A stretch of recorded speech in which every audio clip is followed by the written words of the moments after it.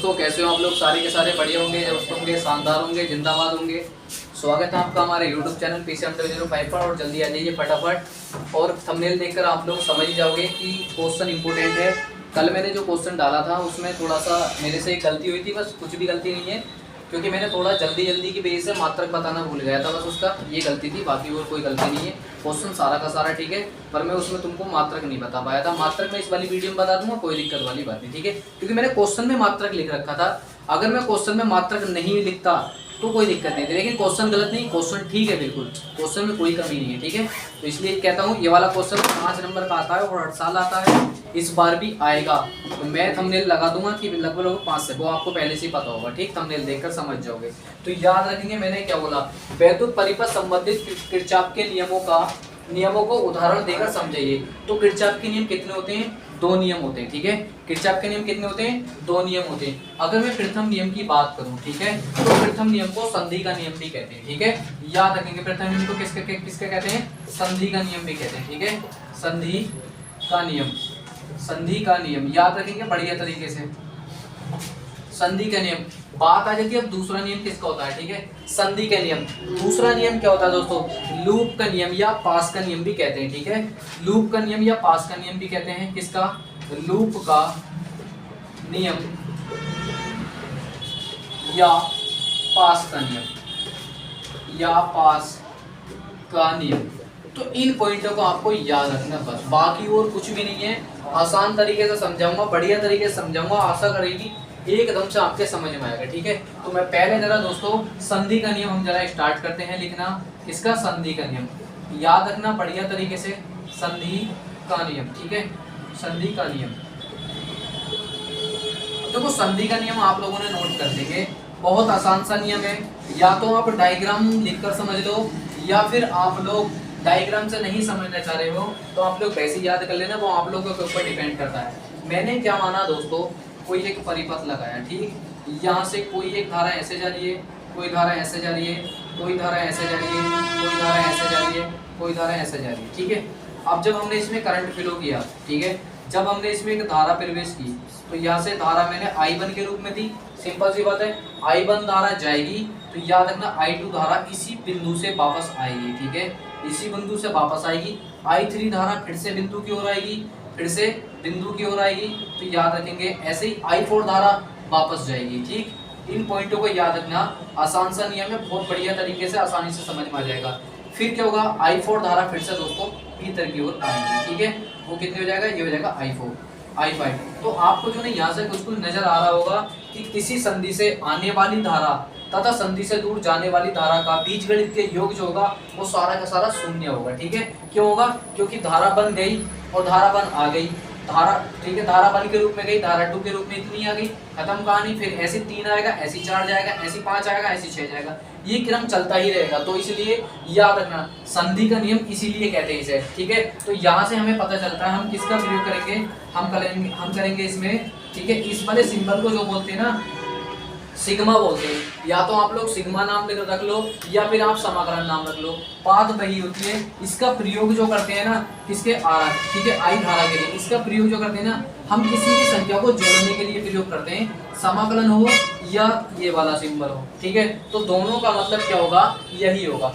अब यहाँ से हमें एक डेफिनेशन का यहाँ से हमें पता लगता है, ठीक है, वो मैं आप लोगों को लिखकर बता देता हूँ, लिखकर दे देता हूँ, तो याद रखना, ठीक है, बढ़िया तरीके से संधि की ओर यहाँ से याद रखेंगे बढ़िया तरीके से, ठीक है। मैंने क्या बोला? संधि, ठीक है, संधि की, एक मिनट रुकना जरा, ठीक है, मैंने बोला संधि, संधि की ओर। अब याद रखना मैंने बोला संधि, संधि की ओर आने वाली धारा, संधि की ओर आने वाली धारा, ठीक है, संधि की ओर आने वाली धारा तथा संधि से दूर जाने वाली धारा, तथा संधि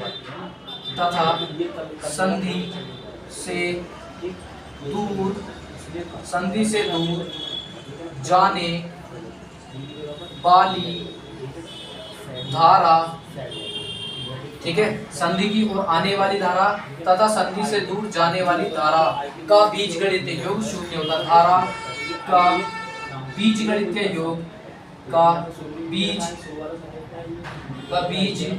गणितीय योग शून्य होता है।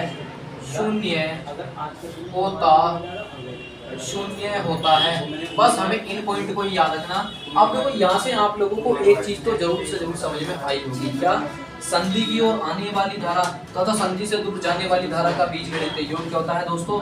शून्य होता है। या करके अगर आप ये वाली डेफिनेशन नहीं याद करना चाह रहे हो तो मेरी मानो तो आप दूसरी वाली डेफिनेशन भी याद कर सकते हैं, ठीक है। तो इस वाले फॉर्मूले के अनुसार हम एक चीज कह सकते हैं, इस वाले फॉर्मूले के अनुसार हम एक चीज भी तो कह सकते हैं ना। अतः करके मैं दोस्तों यहाँ पर लिख देता हूँ, हम क्या कह सकते हैं किस वाले फॉर्मूले के नियम के अनुसार, सिर्फ किसके फॉर्मूले के नियम के अनुसार हम क्या कह सकते हैं, तो याद रखना संधि की ओर आने वाली धारा, ठीक है, याद रखेंगे इसके, संधि की ओर आने वाली धारा,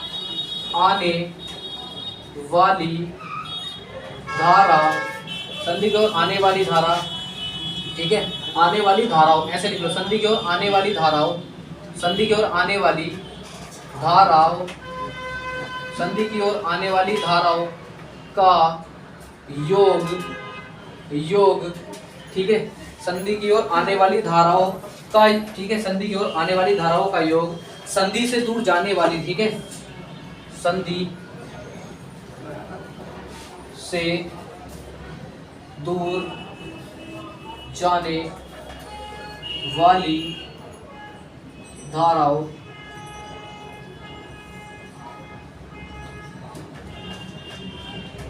ठीक है, याद रखेंगे, धाराओं, संधि से दूर जाने वाली धाराओं के योग के बराबर होता है, योग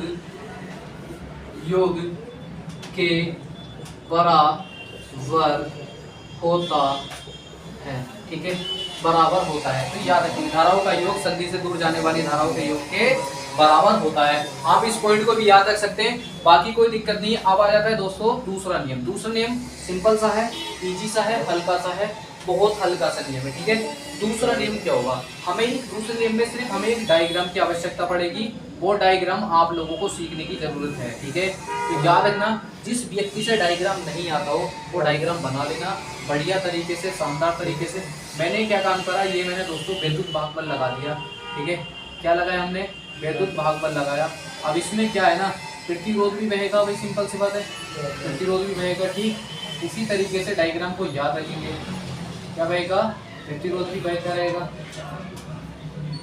ठीक है, ऐसे ही इसमें भी प्रतिरोध रहेगा। अब हमने क्या नाम दिया, इसको हमने E1 नाम दे दिया, इसको हमने E2 नाम दे दिया, क्योंकि वैद्युत भागबल को E से ही दर्शाया जाता है। यहाँ पे हमने इसको नाम R1 दे दिया, इसको नाम R2 दे दिया, इसको नाम R3 दे दिया, ठीक। तो याद रखेंगे अब धारा E1 से निकलते निकलते I1 के रूप में चलेगी, यहाँ से धारा I2 के रूप में चलेगी। अब दोनों जब धारा आपस में यहाँ पर आकर मिलेंगी तो धारा किसके रूप में हो जाएगी, I1 प्लस I2 के रूप में तो हो जाएगी। आप कहोगे हाँ भैया बिल्कुल, तो यहाँ पर R3 के रूप में जो मिलेगी धारा I1 प्लस के I2 के रूप में आती हुई दिखाई देंगी, ठीक है, आती हुई दिखाई देंगी। तो बस हमें सिर्फ डायग्राम में इतना ही समझना था, बाकी और कुछ समझने की जरूरत नहीं है, ठीक है। तो मैं इसको पास A मान लेता हूँ और इसको पास 2 मान लेता हूँ, ठीक है, यानी कि बंद पास, यानी कि पूरा, ठीक है। अब देखो यहाँ से हम क्या काम करेंगे, यहाँ से हम चलेंगे E1। अब हमें क्या यहाँ से नजर आएगा, E1 I1 R1, ये तीनों के तीनों पॉइंट 1 के रूप में है। तो मैंने क्या काम करा, यहाँ पर हमें I1 और जी R1, ठीक है, I1 और जी R1, ठीक है, हमें ये नजर आया। माइनस किसके होगा, माइनस किसके होगा, I2 R2 के, क्या होगा, किसके होगा, I2 R2 के माइनस होगा, ठीक है, किसके होगा, R2 के माइनस होगा। इस पॉइंट को याद रखना बढ़िया तरीके से, ठीक। लेकिन इसके बराबर हमें कुछ और भी तो नजर आ रहा होगा, बिल्कुल आएगा, दोनों का विद्युत वाहक, किसका, दोनों का विद्युत वाहक बल थोड़ा सा नजर आ रहा होगा, E1 E2, ठीक है, क्या होगा दोस्तों, E1 माइनस E2, ये यहाँ से कंडीशन बननी स्टार्ट, इससे कंडीशन बननी स्टार्ट हुई किसके, बंद पास पहले से। इससे देखा हमने इससे तो देखा, इतने पॉइंट सी तो नजर आया ना हमारे पास, ठीक है। अब ऐसे ही हमने क्या काम करा, पास नंबर 2 देखेंगे, पास नंबर 2 देखेंगे, ठीक है। ऐसे लिख लेंगे बंद, रुक जाओ 1 मिनट, बंद पास 1 से, ठीक है। थोड़ा सा यहाँ लिखना है, कोई दिक्कत नहीं। अब यहाँ पे लिखेंगे बंद पास 2 से। अब बंद पास 2 में आपको I2 R2 धारा नजर आ रही होगी, ठीक है। I2 R2 आ रही होगी, बिल्कुल आ रही होगी, ठीक है। तो प्लस किसके बराबर होगी, प्लस किसके बराबर होगी, I1 प्लस I2, किसके, I1 प्लस के I2, ठीक है। याद रखेंगे I1 प्लस के I2। अब यहाँ से बात किसकी आ गई, वैद्युत भागबल की बात आ गई। वैद्युत भागबल इसके लिए क्या होगा, माइनस में होगा, ठीक है। ये किसके लिए होगा, ये R3 के लिए होगा, और वैद्युत भागबल E2 अपना होगा अलग। तो यहाँ से हमें सिर्फ इतना ही लिखना था, बाकी और कुछ नहीं लिखना। जो भी संख्या है सारी की सारी संख्या ऐसी छोड़ देना। हम क्या काम करेंगे, सारे के सारे वैद्युत भागफल जोड़ने के लिए समाकलन का प्रयोग करेंगे। तो यहाँ से हमारे पास क्या नजर आएगा, वैद्युत भागफल ई और आर, क्या दोस्तों, ई और आर, ठीक है, बराबर किसके बराबर होगा, आई और आर, सॉरी ई जो होगा ना वो इधर की होगा, आई और आर होगा। और यहाँ पर क्या होगा, समाकलन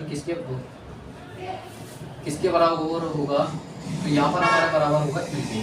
तो यहाँ से हम परिभाषा क्या नजर आएगी, यहाँ से हम एक परिभाषा ही बना सकते हैं, क्या बनाएंगे, यानी कि धारा तथा प्रतिरोध के गुणनफल वैद्युत भागबल के योग के बराबर होता है, ठीक है। मैंने क्या, धारा तथा प्रतिरोध का गुणनफल, धारा तथा प्रतिरोध का गुणनफल वैद्युत भागबल के योग के बराबर होता है, किसके, वैद्युत भागबल के योग के बराबर होता है। परिभाषा लिखना चाह रहे हो तो लिख लेंगे, ठीक है। क्या हो जाएगी, याद रखना, प्रतिरोध तथा धारा का गुणनफल, धारा तथा प्रतिरोध का गुणनफल का योग वैद्युत भागबल के योग के बराबर होता है। वैद्युत भागबल के बराबर होता है, ठीक है। वैद्युत भागबल के बराबर होता है। अगर यहाँ से आप इनकी वैल्यू का नाम लिखने चाह रहे हो तो लिख लेंगे, ये हो जाएगा वैद्युत भागबल, ठीक है, वैद्युत भागबल। यहाँ से एक क्वेश्चन आता है पक्का, बिल्कुल। ये हो जाएगी हमारे पास धारा, ये हमारे पास हो जाएगा प्रतिरोध। आशा करता हूँ इतना दोस्तों आप लोगों के समझ में आ चुका होगा, इतना कोई हार्ड नहीं था, कॉन्सेप्ट इजी था, ठीक है। बस हमें बंद पास बंद से और बंद पास 2 में ही जाना है, बाकी और कुछ नहीं। ये वाला फॉर्मूला ऐसा का ऐसे लिख देना, ठीक है। बाकी कोई इतना हार्ड क्वेश्चन नहीं था, ठीक है। बाकी मिलेंगे, कोई दिक्कत हो तो परेशानी हो तो डाल देना लिख करके कमेंट में। और हाँ, कल मैराथन क्लास रहेगी, बिल्कुल पक्का। आज क्या तारीख होगी, आज होगी 7 तारीख, ठीक है। 8 तारीख में मैराथन क्लास रहेगी, ठीक है। इस बात को याद रखना है।